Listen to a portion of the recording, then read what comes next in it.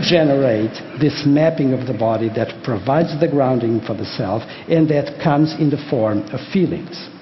Primordial feelings, by the way. So what is the picture that we get here? Look at cerebral cortex, look at brainstem, look at body, and you get a picture of the interconnectivity in which you have the brainstem providing the grounding for the self in a very tight interconnection with the body, and you have the cerebral cortex providing the great spectacle of our minds with the profusion of images that are in fact the contents of our minds and that we normally pay most attention to, as we should, because that's really the film that is rolling in our minds. But look at the arrows. They're not there for looks. They're there because there's this very close interaction. You cannot have a conscious mind if you don't have the interaction between cerebral cortex and brainstem. You cannot have a conscious mind if you don't have the interaction between the brainstem and the body.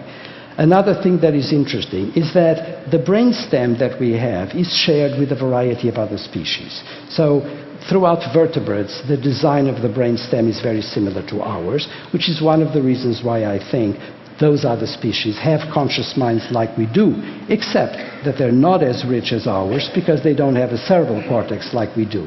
That's where the difference is, and I strongly disagree with the idea that consciousness should be considered as the great product of the cerebral cortex. Only the wealth of our minds is, not the very fact that we have a self that we can refer to our own existence and that we have any sense of a person.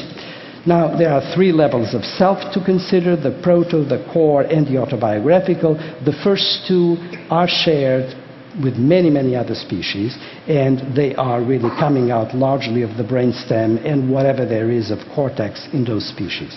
It's the autobiographical self, which some species have. I think cetaceans and primates have also an autobiographical self to a certain degree, and everybody's dogs at home have an autobiographical self to a certain degree. But the novelty is here. The autobiographical self is built on the basis of past memories and memories about the plans that we have made. It's the lived past and the anticipated future.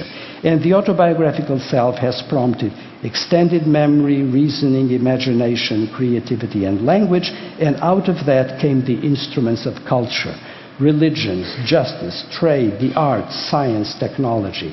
And it is within that culture that we really can get, and this is the novelty, something that is not entirely set by our biology. It is developed in the cultures, it's developed in collectives of human beings, and this is, of course, the culture where we have developed something that I like to call sociocultural regulation. And finally, you could rightly ask, why care about this? Why care if it is the brainstem or the cerebral cortex and how this is made? Three reasons. First, curiosity.